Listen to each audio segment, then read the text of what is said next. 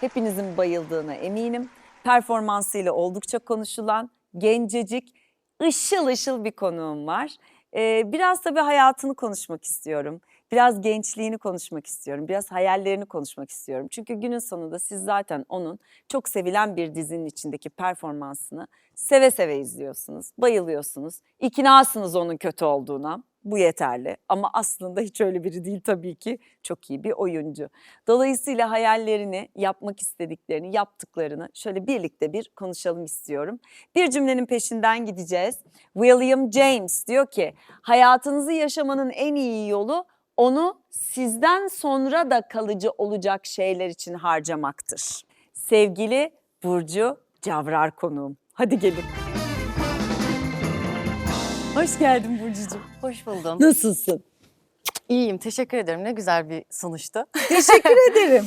Yani seni çok tanımamakla birlikte çok sevildiğini, performansının çok beğenildiğini biliyorum. Nasılsın? İyiyim. Tempomuzun yüksek olduğu bir dönemdeyiz. Böyle Evet. şehir dışı işte sürekli git gel falan filan çok alıştığım bir düzen değil benim aslında. Ama bu da alıştığım bir düzen oldu. Hani Evet. şu an için öyle en azından. İnsan nelere alışmıyor? Alışıyormuş yani ilk gitgellerde mesela zorlanıyordum işte hava çarpıyordu falan böyle yoruluyordum kendime bir hani adaptasyon süreci istiyordum evde dinlenmek için falan. Şimdi böyle sanki buradan kalkmışım Kadıköy'e gitmişim falan gibi bir yere geldik yani. Ama galiba ben sık git geldiğim için alıştım diye düşünüyorum. Taşacak bu deniz efendim. Trabzon'da Evet. çekiliyor. Hepinizin bayılarak izlediği, reytinglerden de aşikar olan çok güzel bir oyuncu kadrosu var. Herkese sevgiler. Tüm emekçilere, kamera arkası, kamera önü tüm emekçilere sevgilerimizi iletelim. Tabii geniş kitlelere ulaşan işler çok kıymetli. Ne anlattığı da çok önemli. Bu bağlamda aslında sana şunu sormak isterim. Aslında sevilmemesi gereken bir karakteri oynuyorsun ama fenomen oldun Öyle gibi oldu bir durum galiba. oldu.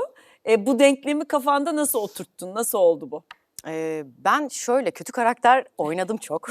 Kötü karakter. Bu da kötü kadın rol. oynamış. Evet, yani Öyle kötü diyorlar kadın şimdi, yani. Kötü kadın oynamış. Ya diyorum ne demek bu kötü Ya ben kadın? çok imtina ediyordum bu arada Kötülük kötü yapan kadına. kadın. Evet, demekten çok utanıyorum. Hani çünkü o benim için hatta kızıyorlar da bazen karakterin neyisini savunuyorsun diye. Ben karakteri savunmuyorum ama bir oyuncu olarak onda savunacak bir şeyler bulmam lazım, inanacak bir şeyler bulmam lazım, haklı görmem lazım bir biçimde ya da en azından dünyasını anlamam ya da yaklaşım için haklı görmek, yaptıklarını haklı görmek değil.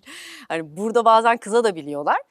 Ama ben kötü demekten hep bir çekinirim Ya karakterlere. haklısın, bir de karaktere can veriyorsun. Şimdi oturup da evet çok Çok kötü kötü bir karakter, kötülük nasıl yapan bir diyeyim? kadını oynuyorum ben. Evet. Şimdi hiç kimse kötülük yapmak için doğmuyor. Bir de evet o da inandığım bir şey değil. Yani Evet. yaparken birine zarar verirken çoğu insan tabii ki bunu yine oynadığım karakterler üzerinde söylemiyorum. Çok hani Joker gibi karakterler var içlerinde hani kasti kötülük yapan ama genelde de hayatta da bilmeyiz ya bunu.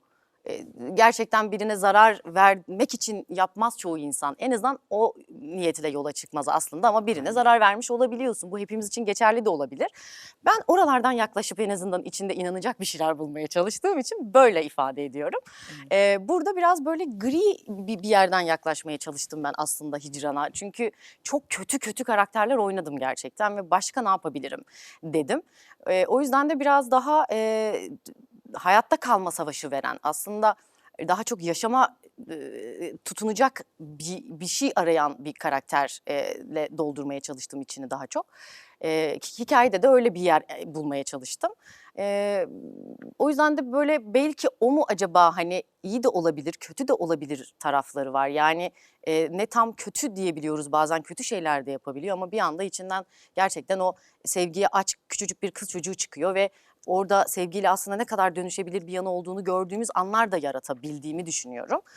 Oralardan bence herhalde bir ikicikli bir durum yaratıldı seyircinin gözünde de. Belki o sempatik gelmiş olabilir diye düşünüyorum. Yani kötülük yapan insan tırnak içinde yani hayatın içindeki kötülük yapan insanları düşündüğümde hep işin ucu şeye geliyor. Sevgisiz büyümeye, Hı hı. yeterince Hı görülmeden hı. büyümeye ve kendini göstermek için sevgisiz büyüdüğünden sevgi dilini bilmediği için sevgisizlik dili üzerinden görülmeye çalışma hali gibi geliyor bana kötülük yapanlarda. Evet. Çünkü bilmiyor şefkatle, sevgiyle görülmenin ne demek olduğunu. Ve orada canım acıyor demek yerine canını acıtmayı tercih ediyor. Burada ben kötü diyemiyorum o zaman birine. Seçim gibi değil mi? Tabii yok, bilmiyor, başka bir Ya şey da bilmiyor. bilmiyor. Yani işte Türkçe konuşandan sen Fransızca bir tavır bekliyorsun gibi geliyor bana. Sevgi bir dil çünkü. Kesinlikle. Mesela senin karakterde böyle bir halmiş gibi anlattıklarından ve belki de bu yüzden kötülük yapmasına rağmen sevilmesi, hani seversek belki iyileşir ve Evet. kötülük yapmaz. Çünkü öyle bir enerjisi hep var. Bir yerde hep duruyor aslında. Sevgi görmediği ya da itildiği yerde hırçınlaşıyor gibi bir dünyası var. Çünkü yalnız, sevilmemiş aslında. Hı. Yani bir kişiyi abla bellemiş, akrabası, işte teyze kızını. Onun sevgisinden başka kimseden de sevgi görmemiş aslında ki bu da ne kadar yeterlidir hayatta anne baba ya da işte Olmaz. eş dost sevgisi görmemiş biri için. Hiç görmemekten iyidir ama olmaz. Tabii ki ama tabii ki bu da şuna gerekçe değil. Yani sevgisiz büyüyen herkes bu yolu mu seçiyor? Elbette ki değil ama bazı insanların içi daha ateşlidir. Bazı insanlar hani o hayat yolculuğunda iyiyi seçmeye daha teşnedir. Ya da ne olursa olsun ben bunu seçeceğim bir yerde durur hayatta. Bu da bir duruştur. Kimisi biraz yolda nereye gittiğini göremeyecek, önünü göremeyecek kadar o yoklukla başa çıkamayacak yetidedir yani. Bunun için kızamıyorum gibi oluyor. Evet. Ama tabii ki başa gelse kendimiz yaşıyor olsak elbette insanız. Kızarız yani ona da bir lafım Tabii yok. ama dizide de hikaye çabuk yürüsün diye kötülük yapan birine ihtiyaç var ve onun sürekli Tabii. kötülük yapması lazım ki iyiler bununla Evet. ilgili çaba sarf etsin. Bir yandan da aslında o işte bütün hikayenin akışını sağlayan karakteri Tabii ki. oynamak senin için. Şimdi tabii burada hemen oyunculuk ve performans gücünü anlatmak adına karakterle hiç benzeşmeyen asıl gerçekliğine dönmek istiyorum. Aslında çok sevgiyle büyüdün diye düşünüyorum. Yani Evet. Bıldırcın'ın anlattıklarından anlıyorum ki Karadenizlisin, Evet. Trabzonlusun. Evet. Orada mı büyüdün peki? Hayır, İstanbul'da doğdum, büyüdüm ben. Bak sen. Yani Trabzon'la çok alakam aslında yok. Tabii Aa. gittim geldim ama çok yıllardır da gitmemiştim. Ben bu iş vesilesiyle tekrar kendi köklerime dönmem gerekti gibi bir şey oldu. Bir de Öyle benim mi böyle olmuş? kendimle ilgili bir değişik de bir dönemeçte olduğum bir dönemde böyle bir şeyin denk Mesela? gelmiş olması. Yani böyle bir 35'ten sonra gelen bir kendini bulma ve o arama dönemi vardır ya, biraz böyle oralarda aslında kendimle çok uğraştığım bir yerdeydim. Tam o dönemde böyle oradan bana farklı mesajlar da geldi. Ya ay Evet. söyle çatlarım. Bak kişisel gelişim, kendime yol, mesaj geldi. Evet. Ben özel hayat sormam, bunu sorarım. Hiç sevgilin var mı? Ben de Aşık mısın öyleyim bu değil. arada. Bu ne yani, çünkü köklerine gidiyorsun gerçekten. Evet. Ve 35 yaş haklısın, bir Evet. kadın için çok değişik bir dönem. Ne oldu orada? Yani kendime dair acaba bu neden böyle ya da işte bu nereden kaynaklı ya da nerede Neden başıma benzeşiyorum, geliyor? evet, ya da nerede benzeşiyorum ya da nerede hiç alakam yok dediğim, belki kendimce içimde hem barışmaya çalıştığım hem zorlandığım diyeyim bir sürü yerde ne olursa olsun galiba her şeyle hani bize dair, doğduğumuz eve dair, belki yaşadığımız hayata dair her şeyle aslında bir sulh halinde olmamız gerektiği ve hani o seni bugünkü sana getiren en önemli kaynak. Orayı bilmek lazım, oranın farkında olmak lazım. Bilinci galiba yani hep vardı belki kafamda bir yerde. Çünkü ben de çok buralarla uğraşan, kendimle ve ruhumla çok uğraşan biriyim. Hani hep vardı ama bazen çok somut bir cevap istiyorsun hayattan. Orası biraz ona vesile oldu gibi geliyor bana. Bu benimle alakalı. Orada ekstra bir şey olduğu gibi çok somut ve spesifik bir şey değil bahsettiğim, kastettiğim. Ama ben orada böyle düşünecek belki çok vaktim oldu. Çünkü oranın garip bir hayatı da var, doğası ve coğrafyası. Böyle bir hem kasvetli, hem çok enerjik, hem çok yüksek, hem çok inişli çıkışlı. O coğrafyanın verdiği ritimden midir nedir, böyle iç dünyan çok çalkalanıyor orada. Yani bunu Enteresan. evet, enteresan gerçekten. Hani bu mesela biri tarif etse ben bunu canlandıramam gözümde. Ama orada olunca daha iyi anladım. Yani ben bundan kaynaklı böyleymişim galiba. Çünkü ben biraz ruh hali dalgalı biriyim. Ve hani o bile mesela çok küçücük bir şey belki ama o okey, burada demek ki bu genetik aktarım var, yani bu gerçek bir şey. Bakmak lazım oralara, dediğim çok şey var tabii ki.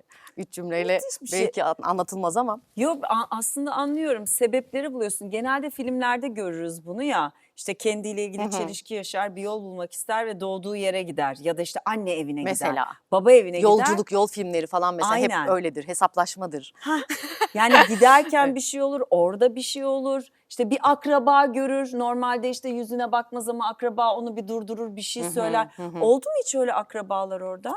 Zaten var. Böyle, hani, çok sık görüşmemekle birlikte Hımm. tabii ki ara ara, temasta olduğum kişiler vardı. İşte, orada, 1-2 böyle, görüşmeler falan oldu. Ama, hani, oradan ekstra bir şey geldi gibi değil de ben bunu galiba hayatın her yerinde böyle baktığım için buluyorum bir cümle. Yani, burada bir Aramak gün isteyen, evet, değil mi? aramak, Bulur. bulmak evet, Tabii. böyle bir şey herhalde. Ben, hani, biri bir cümle eder, ben 5 gün, hani, böyle overthink kalırım o cümlenin peşinde falan. Durumunu hep yaşadığım için orada da buna dair çok şey buldum. Biraz belki de o amaçla gittiğim için, o iç motivasyonla gittiğim için bilmiyorum ama orada çok cevap geldi bana Güzel. sistemden diyeyim. Şükür. Şükür Çok gerçekten güzel. şükür. Şurada şu konuyu da açıklık getir. Çok yorucu bir şey bilirim gençliğimden. Bir dönem olur ki yanında gördüğün herkesle yakıştırılırsın. Herkesle bir sevgili ilan edilirsin. Sussan dert, konuşsan Konuşsan dert. dert. Sussan haber Evet. devam eder. Konuşmasan üstüne eklerler. Ben artık şey yapıyorum böyle. Benle ilgili bir magazinde biri varsa diyorum ki bugünü pas geçelim. İkinci gün hadi bugünü de pas geçelim. Üçüncü gün yani artık dördüncü günde olursa bir cevap vermek lazım galiba. Çünkü konuşmadıkça üstüne ekleniyor. Evet. Bak sustu ki doğru ki bilmem ne gibi böyle üst perdeden yorumcular Ah ya. var ekranlarda. En sonunda şey yapıyorum böyle dayanamayıp ya bir dakika arkadaşım küllüm yalansın dediğim ve nefesimin kesildiği yerler oluyor. Şimdi seni de biraz zorluyorlar. Evet. Ne olur bitir şu zorlamaları bir Aslında ben nokta koy. çok bitirdim ama Ne hala yaptın? zorluyorlar. Evet. Yok dedim aslında çok ama Hiç. senin de dediğin gibi galiba hani bu yok da desen var da desen birileri kafasında bir şey kurmak ve inanmak istiyorsa herhalde ona bir anlam oturtuyor.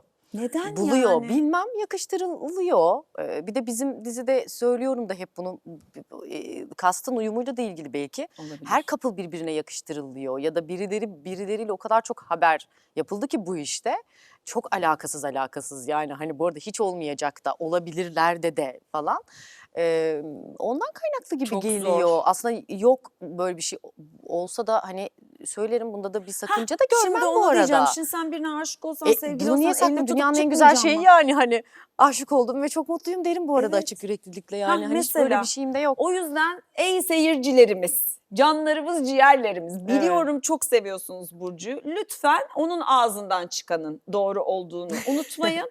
Gayet delikanlı bir genç kızımız yani. Hiç öyle saklayayım, gizleyeyim. Karadenizliyim, Koç burcuyum. Olsa söylerim arkadaşlar. Bak Koç burcuysa kesin söyler. Değil Benden mi? biliyor olmanız lazım 30 yıldır. Evet.